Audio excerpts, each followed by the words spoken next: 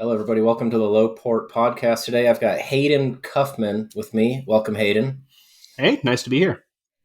All right. Yeah, thanks for joining me. So, I know you're a bit into conspiracy theories, and I have a question for you. I hope you can help me out. Yeah. So, I was just eating pistachios, and about every 20th pistachio tasted kind of like toothpaste. Does atrazine taste like toothpaste?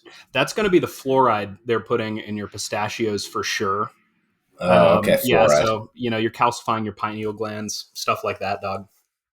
Oh, so it's not gonna mess with my sex hormones. It's just going to make Yeah, me stupid and kill me. exactly. It's not going to chemically Okay. castrate you like the frogs Alex Jones talked about, but, similar. Okay. Well, I would say I could live with that, but it doesn't sound like that's possible long term. Yeah, well, Anyway, between that and the microplastics, something's going to get us. And the lead exposure from us, right? exactly. Yeah, I've got actually elevated lead levels as of a couple years ago, but I quit reloading, so hopefully that's going down. Nice. And quit Um, licking the bullets and things like that. So, well, I didn't say that, but anyway, yes. Thanks so much for joining me today. So you're a local Albuquerque shooter. We've been shooting together for a few years, both in USPSA, and I think before that originally 3 Gun.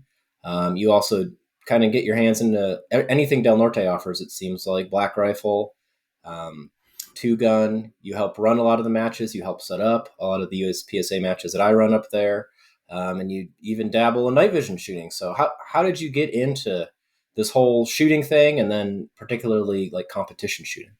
yeah. So I shot high power silhouette as a kid. So when I was, I guess, 14 through 16, I did high power silhouette at a range back in Arkansas. And I didn't really do a lot of shooting sports after I got out of high school until I came here.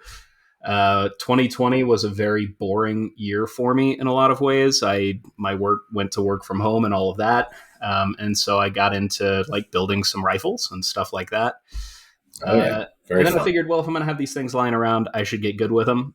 So I kind of Googled around looking for local matches and managed to stumble across Drew's email address and shot him an email about 3 Gun. And I was like, oh, do you guys Dr. do Drew, 2 Gun there? He was like, you no, were but scared borrow of my the shotgun. shotgun. Yeah, exactly. Yeah. I didn't own one. Um, and he was like, just use my shotgun. You're going to love it. So like 2 months later, I had a shotgun.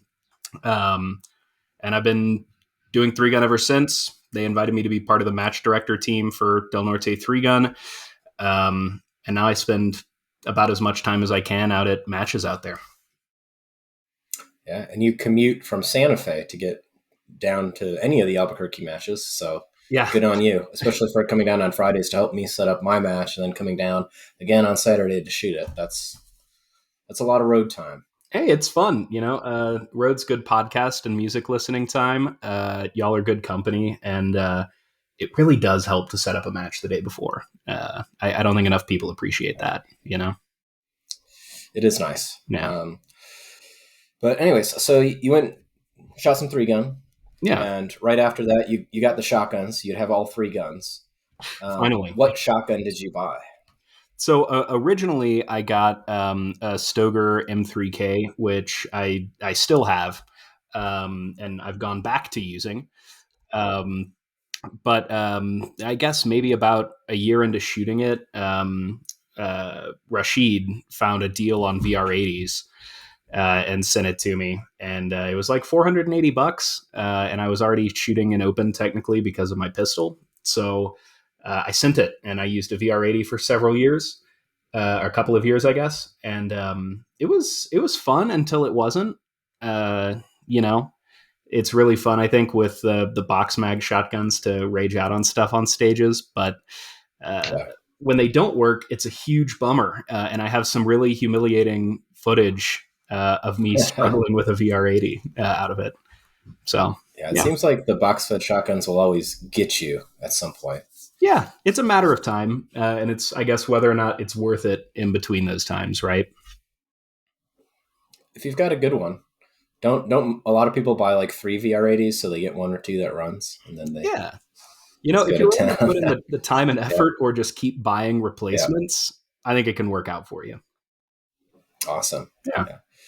So you shot open three gun for a while, but now you're back to tac ops because you've gone back to the tube fed shoddy. Yeah, I did Stealth Division at Superstition Mountain Mystery 3 gun out in Phoenix this year in March, which is sort of modified division, right? It's dots on pistols, dots on shotguns. Um, But they have to be tube fed. yeah, but they have to be tube fed, and your pistol has to fit in a box. So I had to use Okay. what feel like little bitty mags now that only hold 19 rounds. Um, that was a lot of fun. Using a tube fed shotgun is a lot more dynamic and requires you to get better at a lot more stuff, I think, than a box fed one. So, yeah. Yeah, it is cool to rage out, like you said, with the box fed shotgun, but it three gun to me is more fun when you have a tube fed shotgun because every platform is so different. When Yeah. you have the box fed shotgun, it's just kind of like a big rifle, Yeah. um, and you handle it the same way. It's So just a yeah, the boomier tube fed quad AR-15. load, it's fun. Pretty much, yeah, Yeah. Yeah, quad a loading's thumper. fun. I'm not very good at it so far, and I keep telling myself I'll practice it more, and then I get sleepy. But Yeah, it's well, that'll happen. you know but it's a lot of fun, and like you said, it really differentiates the 3 guns in 3 gun, so that you're, I think, exercising a wider range of skills than you would in open, and especially going to tack using irons on my pistol is another additional challenge, I guess, for me, who's been pampered by dots like the whole time I've had pistols. So Yeah, yeah. yeah, I agree. I think the tube fed divisions, as I said, you just have three different platforms, and so it's really visceral to load through like a loading port with quads in your hand and then bring the shotgun back up. It's kind of cool. It's very And physical. some three gun matches just allow you to do so much in open that it's not fun anymore.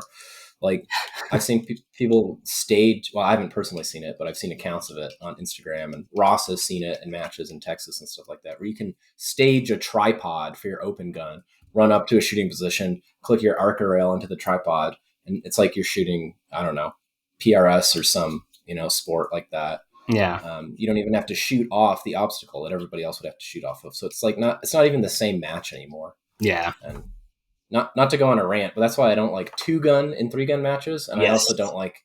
You don't see this too much anymore, thankfully, but that 2x4. 2x4 division, Yeah. yeah, where you could have a PCC as well. So it's 4 gun, and you can switch out between.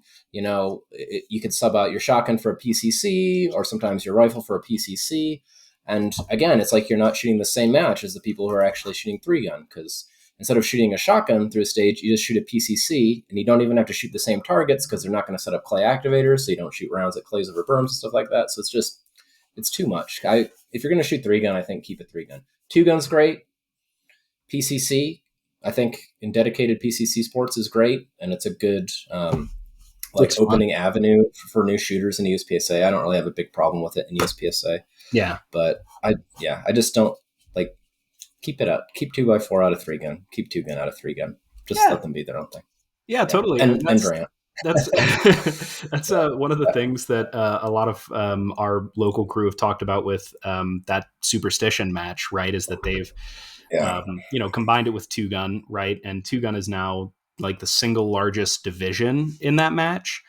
But it kind of, I think, cheapens the 3 gun element of it when the stages are kind of catering to that largest division, and then Yeah. for 3 gun it's like, well, and I guess you'll use your shotgun on these 5 targets on the stage, or something like that. So yeah, I agree, it's fun. We've actually got just to plug it, a PCSL 2 gun match coming up second Saturday in July.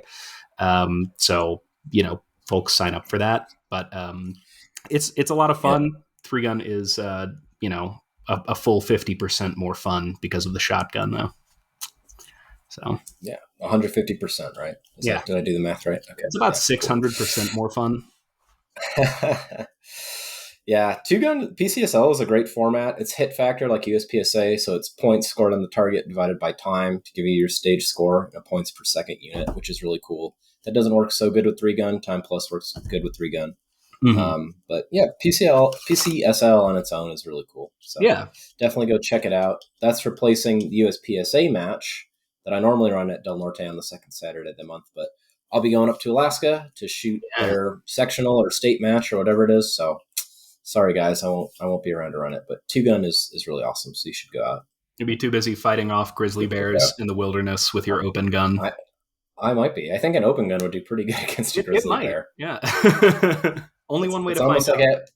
it's almost like having 30 rounds of 357 that you can let off with a 1.5 pound trigger real That's true. quick. So yeah, That's true. I'm not scared of. I ain't scared of no grizzlies. Heck yeah. So okay, so let's go back to the gear talk. So Yeah. you started in three gun shooting open, and you got an open shotgun because you had an open pistol. But when you say you had an open pistol, what were you actually shooting at the time? Yeah, so that's part of the thing that I think was kind of whack before modified became a more common division in three gun, is that I started shooting three gun with my carry gun, which is a Glock 48 with a Hollow Sun 407K on it.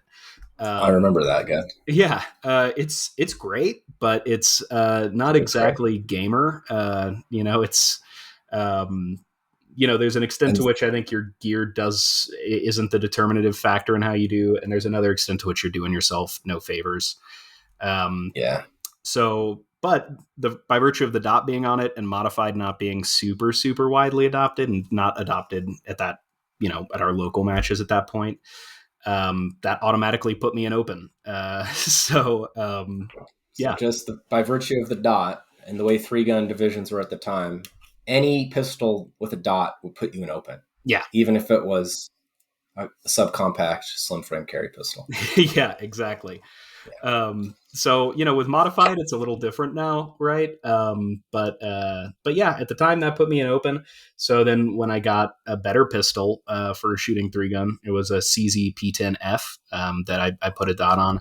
Um, you know, Still not like the open guns you shoot in open division and USPSA. Not At that. least it's a full size gun, though. At least it's a full size. Yeah, So that was a little bit better, but again, by virtue of having the dot on it, still an open. So I got an open shotgun and put an offset red dot on the rifle and got some bags and bipods and all that. got after it. That's great. Yeah. Yeah. There's always more stuff to buy.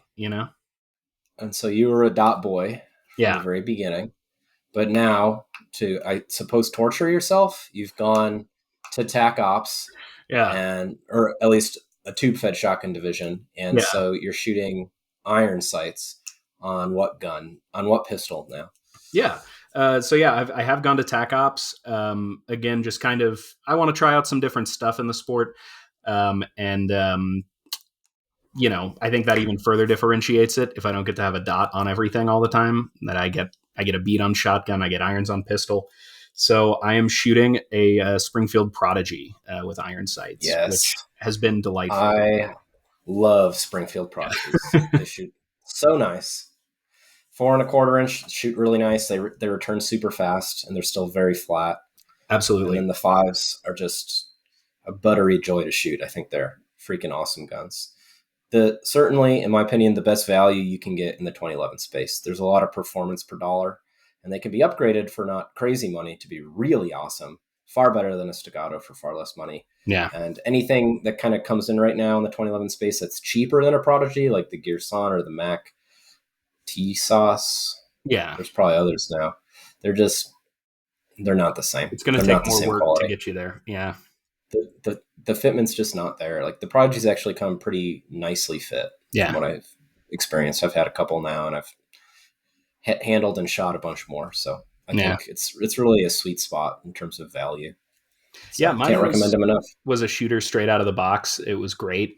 The first malfunction I had with it actually was at your match this past weekend. I saw that. Yeah, it was a mag thing. The mag just got dirty and rounds tumbled around in it. But that's the first time anything's gone wrong with it. And I've, used it in three gun. I've used it just out shooting about. So it's Well, the great. Prodigy mags, yeah, the Prodigy mags themselves aren't the greatest 2011 mags, and 2011 mags are not the greatest design of mag, Yeah, just for by sure. nature of what they have to be and the Yeah, shape that they take on. And so, for most of the time, for me, if a mag hits the dirt, I'd take it apart and clean it. yeah, They don't handle that well. So, absolutely.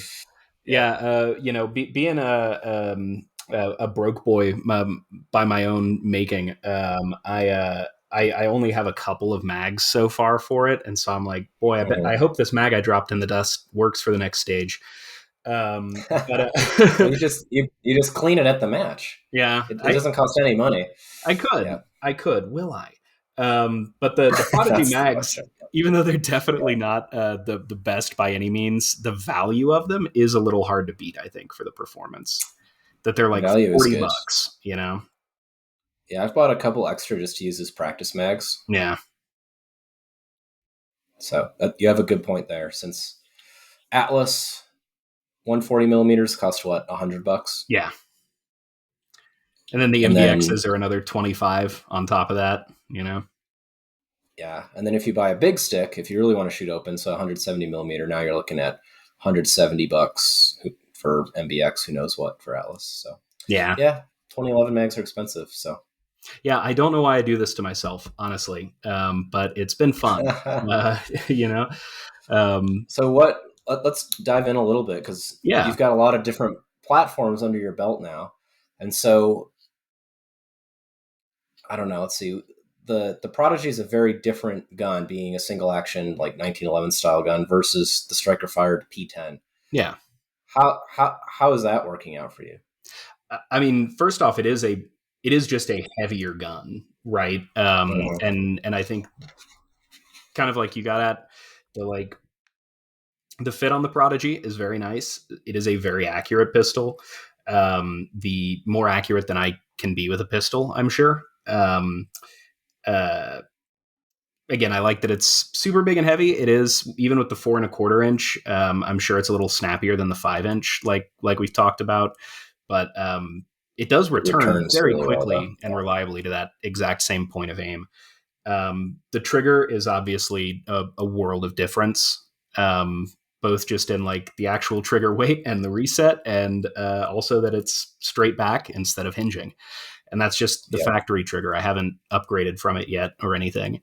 Um, so I'm really enjoying it. The only thing that gets me from time to time is the grip safety, but I played around with the Mhm. springs a little bit, and I'm having less trouble with it now. So Yeah. A lot of I don't know a lot, but it seems like there's definitely a fraction of people who the grip safety on 2011 platforms will get.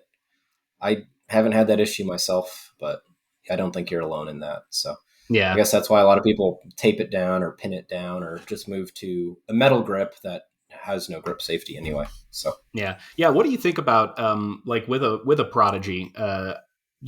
Say I'm a guy who likes to recklessly spend more money on stuff that he doesn't need to spend. What do you think say you. of those like Chile grips and stuff like that for a Prodigy? Well, I don't know anyone who would recklessly spend money on things. Um, the Chile steel grips on a Prodigy make it a heavy, stinking pistol, Yeah, especially the 5 inch one. And um, I've gone back and forth as I've been a shooter over whether I think heavy guns or lighter guns are better. But right now I'm in like the heavy gun camp, and like the tracking that you get on that already pretty flat shooting Prodigy, it's just improved with the metal grip. yeah, And so basically, if you have a good grip, right, that dot is tracking pretty much straight up and straight down. hmm, Okay, so that's the dot path. And if it goes up to here and back when you're shooting with a plastic grip, it's going to go up, but not quite to that same place and come back down with a metal grip because you just yeah, have more mass to move. So the recoil impulse is the same, shooting the same ammo, so it can't rise as much. Well, what does that mean? Well, that means you can be more aggressive with your, attack style targets or your predictive shooting, whatever you want to do, because the maximum divergence you can have across that recoil path is going to be less, and so you have less dispersion at distance. for sure. And so it helps. The question is, does it hurt you on transitions? And a lot of people will say yes. And I think in some cases it can. But if you learn to manage the weight of the gun, I think you can mitigate that. Like I shoot, especially my D2 open gun, that is a very heavy open gun with an extra wide full dust cover frame, um, and steel grip, all that. And I can transition that very quickly. You Mhm. just have to get used to it. So I think I've said the opposite in the past, but right now I'm liking heavy guns. So it's just part of the shooting journey. Heck yeah. But yeah, like I've said on a couple podcasts, I have my new 5-inch Prodigy is off to get fitted with a steel grip, trigger components, and all that. So obviously I'm committed to the heavy gun camp right now. Yeah. So with that Yeah. 5-inch that you're getting all tuned up and everything, is that a gun you're planning on using in matches and everything? And if so, what division would that be in? Would that be an open gun you're turning it into? No, it's going to be a limited optics gun. Cool. And basically I'm going to have it built out so that the grip, the safeties, it's even going to have a thumb rest. So it's going to feel exactly like my open gun. So it'll be a gun I can go shoot limited optics in and have good cross training between that and open. So it's still going to have a slide ride dot, but otherwise it's going to be set up just like my open gun. Heck yeah. And it's going to be real heavy, just like that. Nice. Nice. Yeah, I guess in So USPSA you don't have to run around with it on your belt for half of a stage before getting to it, right? yeah, Yeah. yep. And you can take it off between stages pretty conveniently most of the time, which I do a lot now. Yeah. No, for sure. Yeah. So yeah, so that's my Prodigy plan. Um, and so overall, would you say you think that's a better platform than the P10C, or? Yeah, absolutely. I mean, it's like now like 3 to 4 times the cost of a P10C, right? So, I Mhm. think folks have to take that kind of thing into account. I got the P10C because it was even cheaper than getting a Glock 17 for getting a full size pistol, right? Um, Yeah, and now you can get them for like $300. That being said, which the is a the really good deal. yeah, no, for real. Um, that said, the Prodigy is like fantastic for the price. Yeah, I mean, it really it's is. it's pretty much a game of diminishing returns. I Yeah, think the higher up in price you go, yeah, usually you're going to get a better gun. But now you're spending $10,000 on like an Infinity open gun. How much better is that really than yeah. you know the I don't know what's a cheap open gun relatively speaking. I guess Cheap there isn't open one. gun. Oh, I have no idea. No, I guess That's yeah, relatively, like would like that was a bad analogy. stuff count Yeah, or like I don't know. I don't know. But staccatos are popular, so that's a good example. You spend what $3,000 to get an optics ready staccato. That's a great gun, but it's still very possible for somebody to beat you with a Glock 17, right? Yeah, That certainly can happen. is it like 2.5 times better than the Prodigy for between 1,000 and No, 1,300 bucks? it's a ratio far less than one in Yeah, terms of performance bought per dollar. So for sure, yeah, for it's sure. probably less than 5%, Yeah, actually, I would say, between skilled shooters. no, totally. But nice guns are fun and they're cool.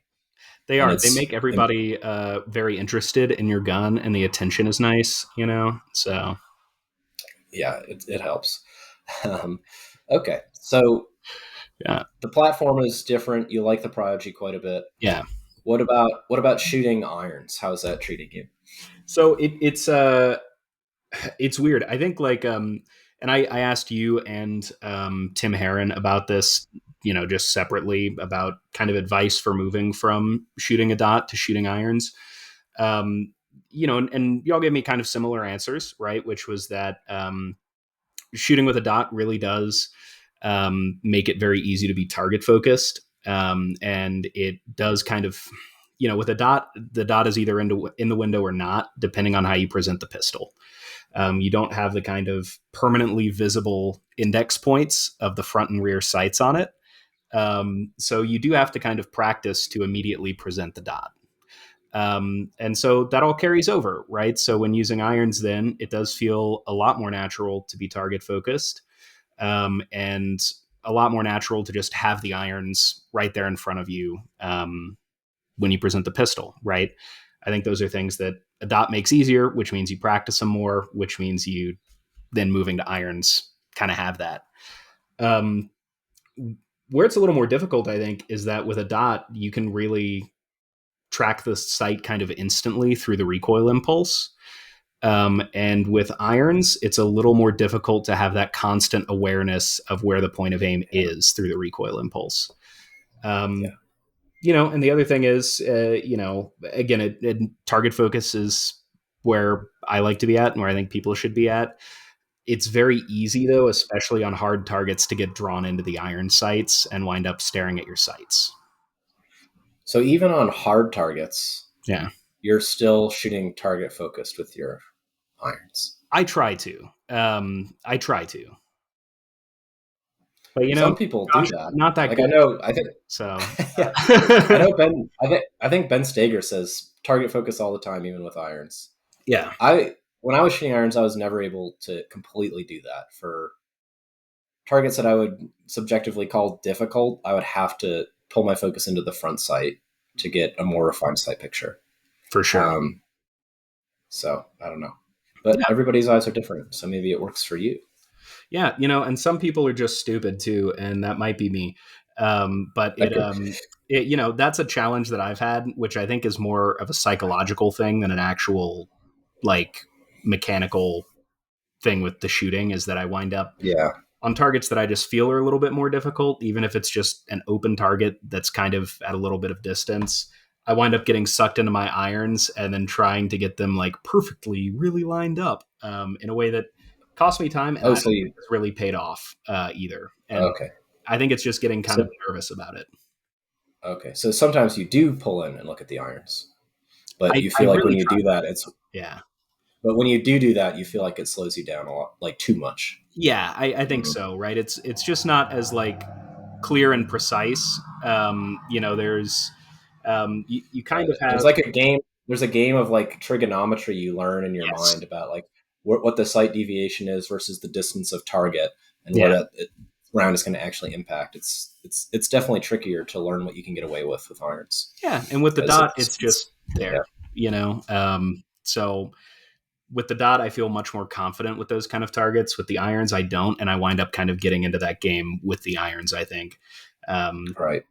and again, I'm very used to shooting target focused. Maybe it is that I should be shooting more front sight focus on those harder targets, and I'm just not doing it well or not used to it, and it gets me a little drawn in. Well, give it a go.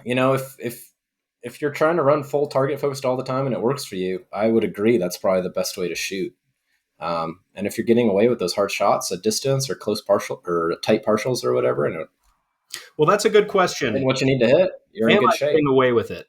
Because this last match did not go according to plan for me, which was my first USPSA match Okay. shooting limited. Do you have handy practice score? Can you tell me? Can you Uh, tell the audience what your I'm shots were? Alpha, Charlie, Delta, Mike, no shoot. let me pull it up, but I'm pretty sure that the big takeaway is that I had 5 mics and 3 no-shoots, which just absolutely demolished me. So So okay, so you're shooting a new-ish platform to you, though. It's possible to have a bad match. I've yeah, had bad matches, plenty of times. yeah, totally. But do you think target focus is what was getting you? Was it shots at distance where you were getting mics and no shoots, or what was going on? Oh man, I wish it were something that simple. There were some of the close ones too that I was getting mics and no shoots on. I Those are think my those are my favorite targets to Mike. yeah, One's right. 3 yards and in. Those Those ones are the feel the easiest ones to best miss for me. when someone calls Yeah, out the mic on it. So I do think part of it is switching to a new platform, and there's going to be growing pains a little bit. But I think another kind of minor part of it is that I've been taking some lessons from Ross, and some folks warned me awesome. about this, that it was possible that I would see kind of an immediate drop in my performance after taking a class because there's more stuff in my head that I'm trying to put into practice, and Yeah, trying to remember to do, and that I'm doing differently that I'm not used to doing. yeah. That is absolutely a common experience coming out of a class. Is you're Yeah, trying to incorporate new knowledge, and so you're trying to replace a skill that you've probably practiced many times with an altered version of that skill. but Yeah. you have not been able to practice for very long. So you're not as good as it yet. Even if it's a superior skill, you haven't put in the time to really figure that out yet. So yeah, there's usually a step backwards. And on top of that, for me, I do my best shooting when I'm shooting subconsciously, but when there's new stuff I'm trying to work on, it's really hard to just fully commit to subconscious shooting because you're like, now remember to do this with your grip or do this or do that. And so it's just part of that skill not being integrated, Yes. rehearsed enough, shot enough in live fire to be, come part of your subconscious. So yeah, so oftentimes there is a step backwards after a class, but Yeah. um, hopefully it's going You to know, get you to where you need to be. and it's even one of those things in walkthroughs, right? Where after you kind of talked me through focusing on that exact point on the target in the walkthrough that I'm Yeah. trying to hit. Mm-hmm. That was a thing I practiced, and I think it did benefit me. And then trying to incorporate some new stuff into it. On my walkthroughs, I'm thinking a lot more about trying to stay low and trying to really hit precise positions and this kind of stuff, and neglecting that other thing. Um, I think that's a Yeah. part of it. I think another part of it is I just had a bad match and I didn't shoot to the to the level I should have, and these are all kind of parts of it. That happens. Yeah, And it's really hard to try to remember to do more than one thing at any given yeah, time. absolutely. And if your mind is flowing with all this new information of stay low, and I know when I do my walkthrough, I have to pick out like these spots on the targets and I have to remember them. And I also have to hit these marks. And I also have to change those with my grip. It's impossible to do that, Yeah, at speed. So yeah, it's a gotcha, but it takes time to integrate. for sure. And it was still fun. It was fun, absolutely flubbing the Ooh, whole match. So it's still a win. A win is a win. You know. that's good. But yeah, I've definitely got some stuff to work on there. I mean, I was a B class USPSA shooter in carry optics anyway. So if I'm shooting like C or D in my first match, doing something else, then Haha. I'll take it. I'll take it. So All yeah, right. yeah, That's awesome. Well, I tell you what, I need to pause this really quick yeah, and check on something, but I will be right back. Okay. for sure. All right. Thanks for taking a quick pause. So yeah, you're right. It should be fun, and it's important to have fun even when you're not doing well. That took me a long time to realize, and once I figured that out, shooting was more fun overall. No surprise when you're not beating yourself up, and you actually, in my experience, shoot a lot better. Yeah. So, Plus, it's more pleasant so to be around when someone's having a bad time at a match and they're not fully in their feelings about it.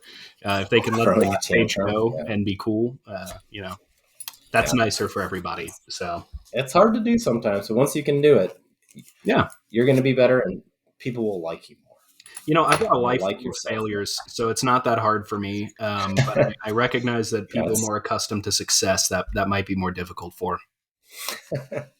Yeah, you're just good at it. Yeah, Um,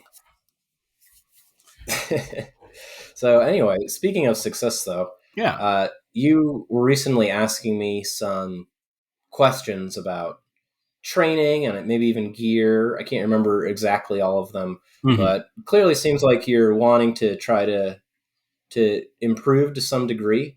And so, we'll get into what those questions were. Maybe actually, you asking me that was kind of the impetus for having you on the podcast, so we could yeah. talk about all that. But do you have goals for yourself in shooting, or just generally you'd like to see improvement, or what's your motivation? Yeah. I think, to kind of do my like Maslow's hierarchy of needs with it, right? I need it to be just a fun environment to be around. And one of the things that's really great about the scene that we have around here is just how many great people there are. So Did I you get, see that when you did a thumbs up? A little thumbs up icon appeared. wait, seriously? Oh, that's Yeah, crazy. does mine do it? That's wild. Can I do like this for Is that fireworks or something? is that your computer that does it, or is it Zencaster? Because it's not doing it for me. I have Maybe no I don't idea. have a human looking thumb. That's wild. I don't care for that, honestly. I know I'm on camera, but I I thought that was a, I computer. thought it was a ghost at first Yeah, right. behind you. Yeah. Yeah. Well, Santa Fe. Anyway, sorry, I got completely distracted. Yeah. Please Um, continue. but yeah, Yeah. I mean, I think I like shooting. I've liked shooting since I was a kid. And so having fun doing a thing that I like is important to me. And so continuing to be part of like a community of people who are enjoying it and are fun to be around and are having fun, that's like number one for me, you know? Um, Yeah, and absolutely. yeah, and so it is a thing I would like to improve at generally. I don't see myself in the position of like, winning a division unless like the top 15 guys all break their ankles or something. So A that's not division at what? Are you talking local matches, like travel well. to matches, USPSA matches, 3 gun matches? Well, so I get superstition. My best big match finish was this year, which was 16th in stealth division out of like 48, I Good think. job. Thank you. Good job. It felt really nice. I didn't think I had done as well as I wound up doing by the score. And I learned a lot. But in that circumstance, maybe I could hit the like top 10 in stealth or something if I really put my mind to it. But Yeah. I'm not going to be taking home the first place in it again, unless a number of people break their ankles or I Tanya Harding them or something. Um, so Well, you that's never know. that's But not really yeah, what I think drives me. top 10 is definitely reasonable, especially if you got top 16 last year. Well, thank you. I appreciate it. Um, so yeah, that's not really what drives me, but I would like to see myself get better at it over time, generally, right? Which means sometimes I'm going to do worse, sometimes I'm going to do better, and I just want to see that kind of average line tick up, right? Um, so yeah, that's Makes kind of where I sense. come at it from. And for USPSA, Yeah, it seems like you more focus on 3 gun anyway, so maybe that's where most of the goals are coming from. yeah, which got into one of the kind of questions I asked you, right? Which is, like I think a lot of three gunners who shoot USPSA as their kind of second sport, right? I use my 3 gun gear, right? Which means that I'm using the Prodigy in limited division right now, which puts me in limited minor. Not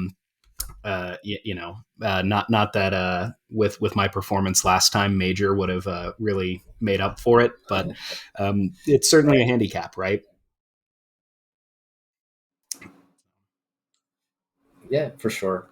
So yeah, when you're shooting limited is one of the divisions, just for people who don't know, where you can have major or minor power factor. And in limited, to get major power factor, you have to shoot a 40 cal bullet that's moving some minimum velocity, so it has some prescribed momentum basically. And so it's a snappier, harder gun to shoot, but on the target, any hits outside of the A zone, C or D zone hits count for more points. So Yeah, you can get away with shooting less accurately with a harder to shoot gun than people shooting minor. And for most people, it works out that the speed increase you can get by shooting major and shooting a little bit less accurately is well worth it versus shooting minor, because it's really hard to shoot the same amount of points in minor at the same speed as somebody with major. And when you hit a Charlie in minor, you're losing 2 points instead of one. So it adds up really quick. You're losing twice as many points. So for yeah, so sure. it's a tough limited minor is a tough road to hoe, no doubt. That said, though, you could still set a goal. Like I think you could make A class probably without too much trouble, even shooting limited minor. Well, I appreciate it. Yeah, I think I held pretty steady B class in carry optics for a while, yeah, and I think that was on the table. Maybe if I had stuck with it, but we'll never know. Um, so, for now. but Can we'll never see. shoot it again. Yeah, yeah. I actually threw that gun in the trash, Hunter Biden style. So it's gone. It's gone now.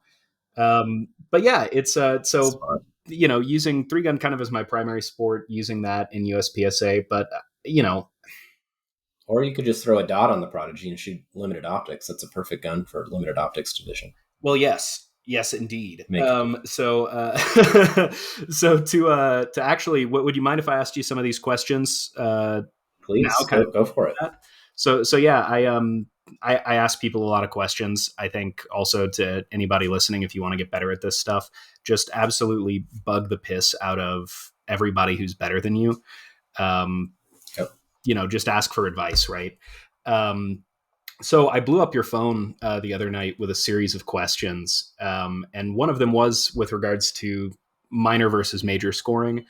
I went Hmm. practice score app, and you can kind of do what ifs on the match. Oh, what if I didn't shoot all those no shoots, or whatever.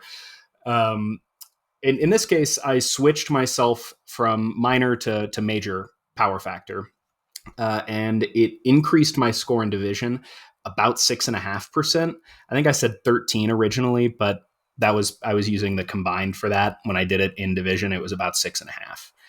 Um, so That's your percentage finish that changed in your yes, division? well, yeah, Oh, the okay. percentage of the top in division, yeah. So I went from, I Okay. think, about 69% to like 70, 75, 76, or something like that. Um, Okay. so is that kind of what you would expect if you take two equivalent mid-pack shooters, one of them shooting major, one of them shooting minor? Would you expect that to be kind of an enduring thing for equivalent shooters? For equivalent shooters, that seems like maybe a slightly big difference. Like if you're shooting decent points, even in major, um, the amount of available points that you're shooting might change a couple percent, I would say.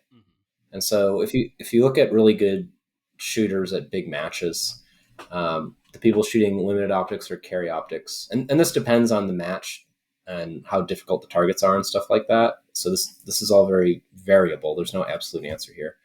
But let's say the top open guys are shooting like 94% of available points with their major scoring. Well, the top limited optics guys are probably not going to shoot quite that. They're probably going to be like 90, 91, maybe 92%, and even still slightly slower at that. So at those high levels, there's like a couple, generally, it seems like a couple percent difference in terms of the available points that you shoot um, when you go to major. So, yeah, it's hard to make comparisons between two shooters, but um, the jump that you make is switching from minor to major is totally dependent on how many non-alpha targets you shoot, how many points you've lost, basically, and it's not exactly half, but essentially you can cut the fraction of points lost in half when you switch from major to minor, if you kind of think about it like that, since you're only losing 1 point instead of two for Charlie's, and you're only losing 3 points instead of four for deltas. So it's not exactly that, not exactly half, but it's ballpark. You can kind of think about it like that. So it's for sure going to help you, but the more it helps you, the less accurately you're shooting. So Right. You've got a bigger does that make like sense? a bigger target that you can actually aim at and still feel good about, so to speak. Right. Right. But for me, Yeah. shooting minor, it really should be in an ideal world like all alphas. And for a major Well, guy, he could go faster than that by dropping some of those Charlies and not suffer that much for it in terms of the points over time. yeah. I mean, I don't.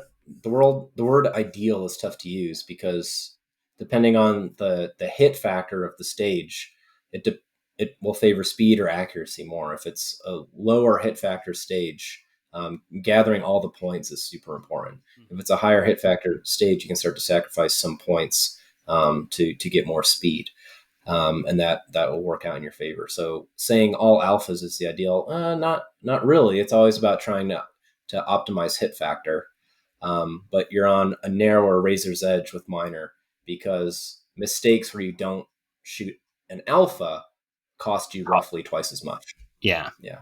for sure. For sure. I'm really bad at division, so I'm just not sure USPSA is for me. But yeah, that makes sense for sure. So I mean, kind of, I guess, kind of relevant to that then as well is, um, you had mentioned just a minute ago putting a dot on the Prodigy and shooting limited optics, and you've said this to me a couple of times, and basically, I'm wondering what you're thinking there. As much as I love dots, is that because that's kind of where my experience has been, or because LO is all minor power factor, right? Um, or just because I suck, or like what's the deal? Well, I think I was just kind of giving you a bit of a hard time, But it comes down to what your priority is. So if your priority is to shoot tactical optics and three gun, then don't put a dot on your Prodigy. Shoot it in USPSA as is and use it for practice to shoot pistol better in three gun. But if you have like some sort of goal in USPSA, it's going to be harder to meet it in limited division shooting minor because as we just belabored, you don't get the advantage of major power factor with a 9mm Prodigy. Yeah. Whereas you have a perfectly acceptable gun for limited optics if you just put a dot on it. For Since sure. it's a minor only division, you're not losing anything. So, and then just limited doesn't have the iron sight divisions in general, unfortunately, don't have as much heat in them. So if you really want to be competing against, a lot of good people and seeing where you're standing, it's easier to do that in the iron sight divisions now. And there's exceptions to the rules. There's pockets of the country where there's still a lot of good iron sight shooters in certain divisions at locals. At certain major matches, you'll have, depending on where and when it is and who comes out, you'll have like really hot limited divisions sometimes still, but it's becoming fewer and farther between. But if three guns your focus, don't change a thing. Keep moving, optic shooters. This is a limited 10 neighborhood. There you go. Yeah. Now that's where you could class up. Limited 10. Yeah, right. Zero competition at the locals, it seems like, for that one. So I could get first out of one, it seems like pretty much every time. I think you could. Yeah. Be a big barring a DQ. Yeah. Yeah, right. Then I have some questions as well about the kind of future of USPSA divisions and what your thoughts on that are. But okay. I guess kind of before that, speaking of classing up and all of that, do you personally practice classifiers specifically? Like if you go out to just practice or you're dry fire practicing in your house, are you trying to replicate classifiers to, appeal towards that? Or are you just practicing those things that'll improve your match performance and kind of trusting that your classifiers are going to wind up at the level that you're shooting at? A handful of the times in the 6 years or so I've been shooting, I've actually gone out and set up classifiers and tried to shoot them. Mm-hmm. And so that's literally probably 2 or 3 times. And in all those years, I did that in practice. And that was several years ago now. So it was kind of early on too. And I just kind of wanted, it wasn't to like memorize a classifier and get good at it. It wasn't like a classifier that was coming up in a near match that I was just trying to hammer out and somehow get good at. I just wanted to see like what I could do on them, to see what was possible if I had the chance to shoot one a couple times. And it was like a confidence building exercise, and it did help build my confidence. But I don't think it's really productive to just set up classifiers in dry fire or live fire and bang them out. Like, with a caveat, like if you're doing that because you're trying to build fundamental skills of a quick draw with an accurate first shot, fast reloads with accurate shots off the reload, fast transit. If you're actually using classifiers to focus and build the independent fundamental shooting skills that are what actually make you a good shooter, then by all means go out and practice them. But if you're just working on fundamentals, you can set up arbitrary arrays of targets, and lots of times less complicated than a classifier that you don't have to measure out. Just put out some stuff that looks interesting. And if you want to work on wide transitions, set out some targets separated widely apart. And so I just haven't found it worth the effort to try to set up classifiers to work on fundamentals. And I think it's wrong to go and just practice classifiers because one is coming up at a match. I don't think that's going to help you. You're just trying to see what you can get away with. And I think when people do that, they're just flinging the gun around, like when they're doing dishonest dry fire, and you're really not paying attention to the sights and the shot calling aspect of it. You're just trying to see what you can get away with. And then I don't think it usually works out at the match because you only have one swing at it, not the 30 tries you get in practice. So focusing on developing fundamentals in isolation in dry fire and live fire is really important. And then putting together uh, arrays where you can incorporate multiple of those skills and then even start working in movement, but it can still be simple, couple targets, maybe 2 arrays or something like that. You can practice individual skills and then practice integrating those skills with a very limited amount of equipment. And you really don't need to set up classifiers to do it. So I've never been a fan of doing that. Yeah. Of course, I'll mention this though. Interestingly enough, now that ACE, the VR shooting game that runs on the Meta headsets, now that they've partnered with USPSA, there's a lot of actual classifiers pre-programmed into ACE. So you can just go shoot classifiers in VR world if you're so inclined. And Drew actually, I can't remember if it was the last USPSA match at Del Norte or the one before, but he said he was trying the classifier we were going to shoot in ACE, and he thought it helped him to some degree. Maybe it was confidence, or maybe he got better at doing the transitions for that class. I don't know, but just an interesting thing that you can do now with some technology. For sure. Yeah, that's interesting. So it kind of sounds like you're saying that for for the idea of like classing up, practicing classifiers specifically is not a move that you think is constructive. But if what you're trying to do is practice a specific set of skills that appear in a given classifier, then that's cool and chill, but not really different from just practicing those skills in any other way. Yeah, like if you have a fast draw, you have a good reload, you have good transitions, you're sufficiently accurate because of your grip, vision, and trigger fundamentals, then it really doesn't matter what stage, single array, or classifier is presented before you. You can chain those skills together and achieve a high level of performance. Yeah. It's not about memorizing something. It's about just building the underlying skills, and then you can bring them to bear on demand to whatever the shooting challenge presented to you is. For sure. Man, I really want to get one of those Ace VR things. Those it just seems super fun.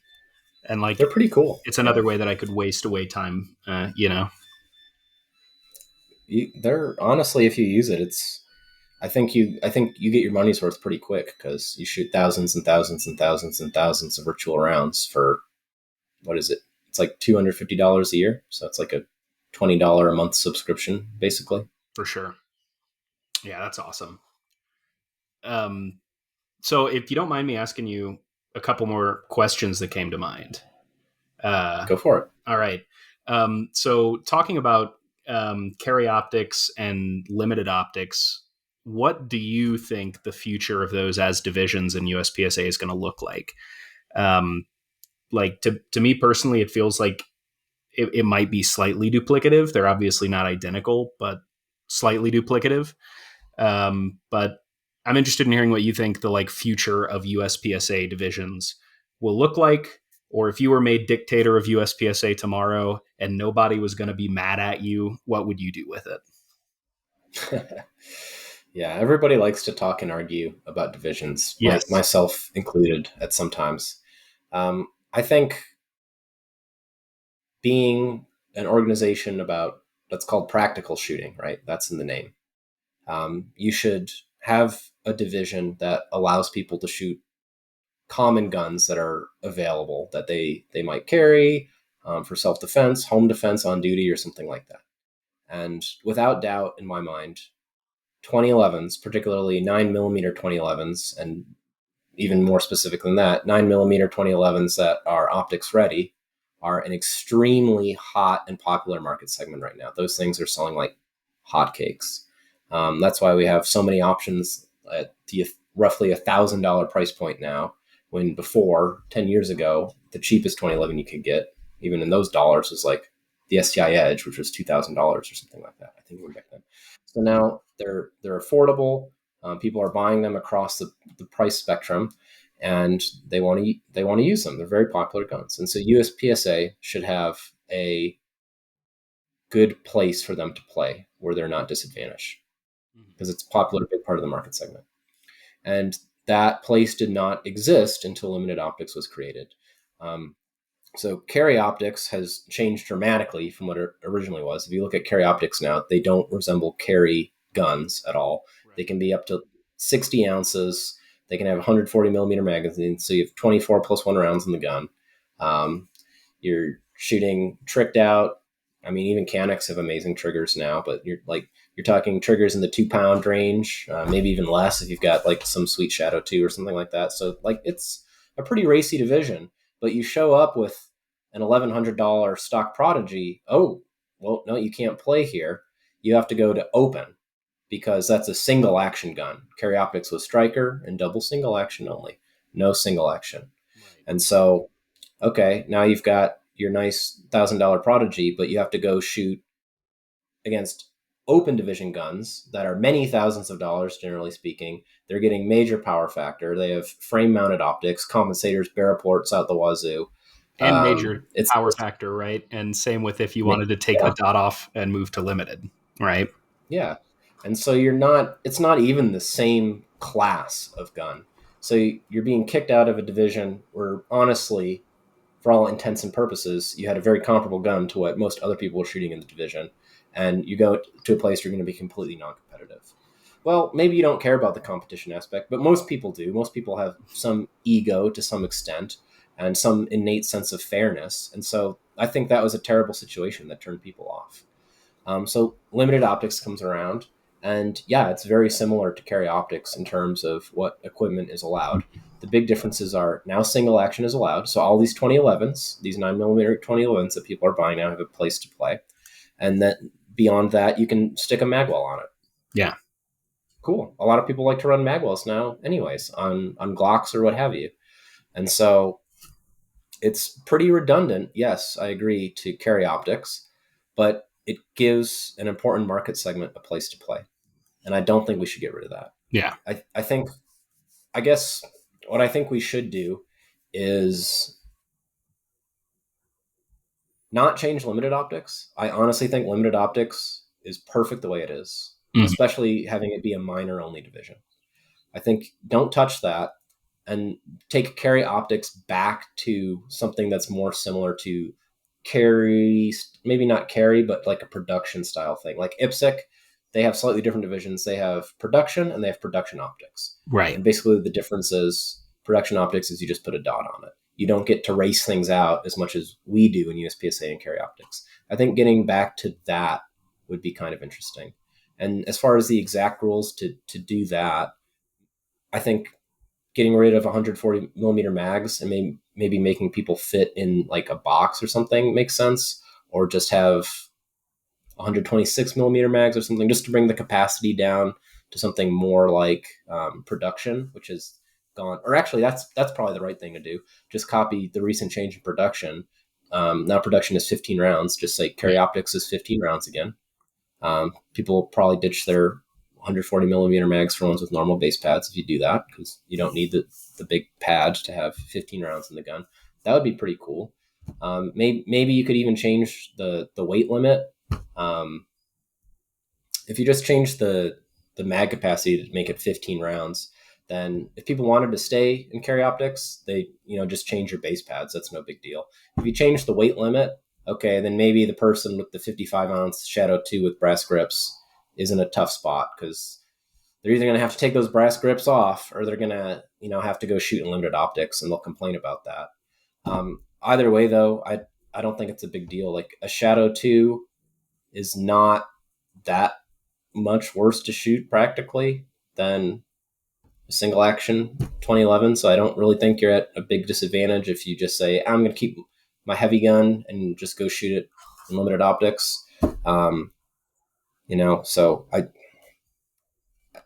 I really think carry optics should change, definitely to For sure. 15 rounds, and maybe even bring the weight limit down to like 40 ounces or something like that. That would be Mhm. interesting. Um, I think that would separate the divisions Yeah. and make them meaningfully different and give people a reasonable place to play. And then people just like Glocks and stuff like that, just shoot carry optics. Like it's way your gun is way more attuned. It's a better separation. So yeah, I guess those are my thoughts on that. Hopefully that was coherent. Yeah, totally. No, that makes a lot of sense, and was kind of what I was thinking too, in a sense, right? Was carry optics becoming more like production optics, and limited optics being what it is. 2011s with dots on them are cool, and that carry optics kind of excluded that, but then, like you said, also became very gamer. Is Yeah, I guess it's not. It doesn't seem like it's a thing that's kept up with the state of the industry and the state of the trends in what people are buying, right? Um, and I ultimately, think carry optics became like a catch almost all. yeah, And so it wasn't anything close to carry. It wasn't anything close to production style guns anymore by the time they had changed the rules a lot. But it left out that big market segment of 2011s that people were buying now, single action 9mm 2011s. And so that was a big miss. I think it was smart for USPSA to create a division that included that. It was just for whatever reason that was their cutting point where they were like, okay, we're done transmogrifying carry optics continually to allow it to be heavier, more raced out guns, and we're just going to make a new one. And it created, all of this argument between people. yeah, But really, I think including that family of guns and making a place for them was the right thing to do. And I think limited optics should not be changed basically at all. And carry optics should be. And if you don't want to make your gun lighter, um, or whatever, just keep shooting limited optics. You're not at a disadvantage. Like we talked about early on in this podcast, the gun doesn't make that big of a difference, yeah. necessarily A, anyway. a, a good shooter is going to shoot roughly equivalently with like Yeah. the 2011 versus But the P10 with the same stuff on. what would what what does make a difference is having to reload once or twice or three times on a stage. That Yeah, capacity makes a big difference. yeah. Yeah. Well, shout out single stack boys. Uh, rest Or Revo. rest in Jeez. peace. Louise. Yeah, Revo's just as bad, except their reloads are slower. yeah, true. Their reloads are cooler though too, I think. So, they're doing weirder They stuff with it. they're more unique. It is weirder.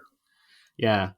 Um yeah, I've been meaning to try out one of like the I-Core matches, that JD puts on and all of that. But Me too. I really think we need to do that one of these days. But yeah, I need to borrow everything because I literally don't own a revolver, and I certainly don't exactly.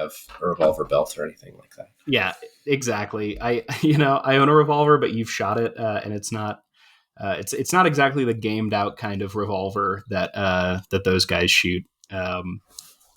But For it'd be sure. fun. I did buy a bunch of different speed loaders for it. It is rimmed cartridges. Again, not the rimless stuff with the moon clips that they're all using. Mm. Um, so anyway, I got a couple of different speed loaders, and it's been fun playing around with them. But um, but yeah, and I had another kind of high level question for you as well that I'd be interested in getting your thoughts on, which is about the future of some of these sports generally, right? So, especially with PCSL coming onto the scene in the past couple of years, um, the increasing kind of popularity of two gun matches, um, and then the kind of historical inertia and everything of divisions, which leaves them a little bit that you have to buy guns to suit divisions, right? If you want to be Mm. serious about a sport. I'm wondering where you think that leaves these different sports, whether that's PCSL, USPSA, or three gun. What you think the future holds for them, and what you think they could do to, if it's not a good future, what they could do to change that. Yeah, it's a really complicated question. Yeah. I don't really know. I'm not smart enough to answer that. Ah, okay. I don't know. I don't know. Three gun. Sadly, I think three gun is languishing Yeah. quite a bit. I think three gun. Um,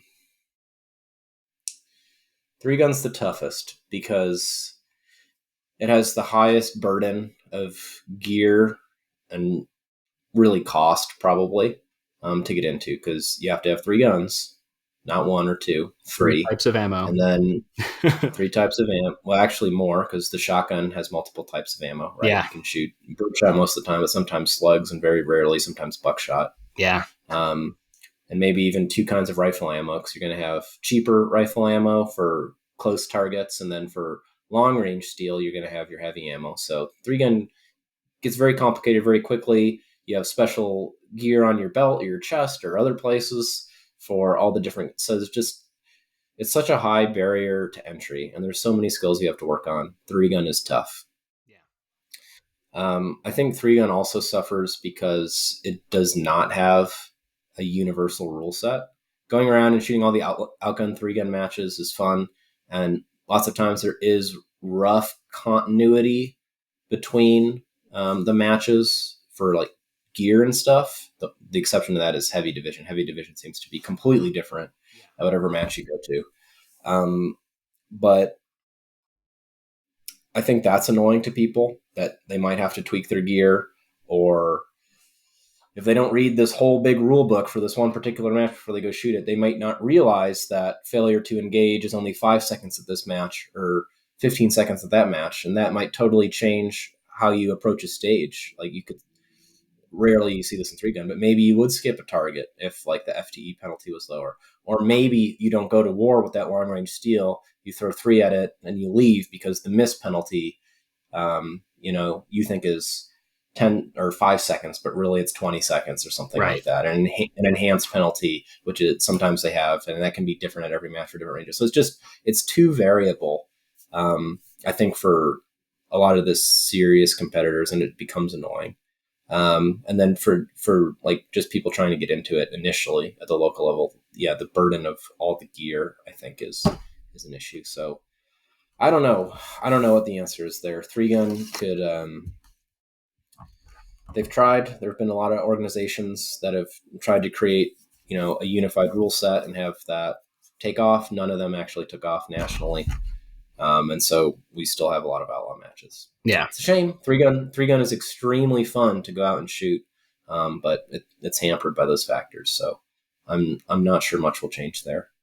It was more popular when it was on TV, when Three Gun Nation was on TV, I bet. and Yeah. there was for a while around that period, there was a lot of money going into prize tables and stuff like that. So people were more willing to overlook the logistical challenges, I guess, of that, because they knew they were going to get sweet prizes, and that they were doing what they saw people do on TV, which is pretty cool.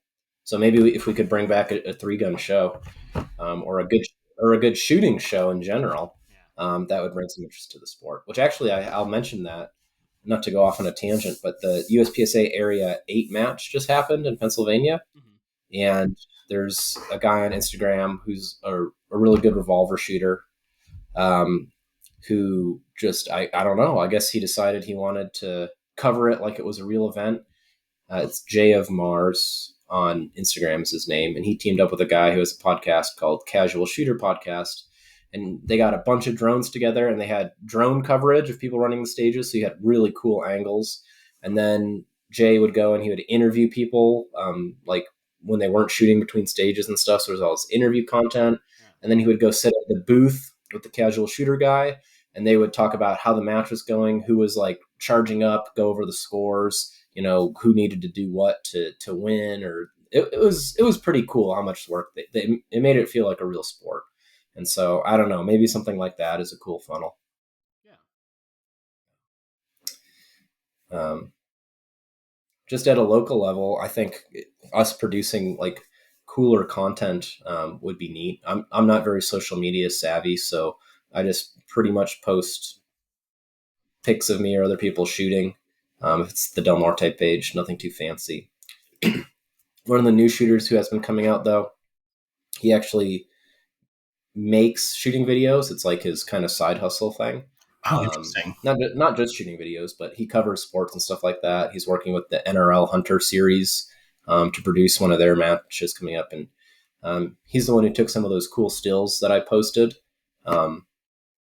after the Del Norte match this past weekend. And so I think I'm going to try to get the Del Norte folks to see if they could come up with a little bit of money to pay him to make like a minute long like promo video for Del Norte USPSA or something like that. And if that works out and it looks good, and I think it will, because I've seen some of his stuff, I need to I need to plug him on the podcast sometime. I can't remember the name of his company, but he's Smol Pew on Instagram, Oh yeah, SMOL.PE, or maybe it's two L's. I don't know. yeah. He I'll was put it in the taking comments photos of the at your show. So match last to it. weekend, right? Yep. Yeah. Yep. Bryson. So yeah, in the comments of this video, I'll post his Instagram and I'll post his website so people can see what he does. But I think, yeah, if we had him make a video, it'd be really cool. And maybe the other activities at Del Norte or other clubs could use his services if they like what they see. Yeah, for sure. That's a cool idea. Yeah. Heck yeah. PCSL seems like it's pretty popular though. I think nationwide it has interest already, and so Max is doing a good job there. I think using hit factor scoring was a smart choice. It's got a cool target, I guess, with the K zone. That's neat. Um, and then it's only 2 guns, so obviously less barrier to entry. And I think there's still only 2 divisions: competition and tactical or practical or something like that. And so very simple, streamlined divisions. And so I think, and it kind of caters to more tactical people with 1 division. And then if you want to race a little bit, you put a compensator on your gun, lightweight bolt parts, offset dots, or whatever. Yeah, you go to open division or race division, whatever it is. So it's really simple. I think it's easy for people to come in and shoot the gear that they have. So I think, I don't know what the future will hold, but I think the upside of that sport is pretty high. People like to feel tactical, and shooting 2 gun makes them feel tactical, especially if they can run the kit, the tactical kit they already have. And I think it does a good job of doing that. And it also caters to people who like to race too. So it's elegantly assembled, I would say. Kudos to how Max put that together. For Pretty sure. smart. Yeah, I mean, we've done only I think one PCSL match, and we've done the black rifle matches more than that. But we get a pretty serious draw when we announce that kind of stuff. And I think we have, I think Drew sent out the stuff about PCSL like a day or two ago, and we've got like 30 plus signups so far. Wow. Yeah, so folks, Yeah, PCSL I is know. so anything tactical people love, which is great. Like I understand that. For sure. I'm not super oriented in that direction myself, but I totally get it. Yeah, totally. We all have different reasons for being here. We are all just people, That's right. right? So yeah, it should be fun. It should be fun, and a little bit of night shooting the night before as well. So that'll be tight. Extremely fun. Yeah. Yeah. Cool. Well, I don't know if I really answered that question very well, but it was a tough question. No, yeah, I think especially on the PCSL and 3 gun front, that makes a lot of sense.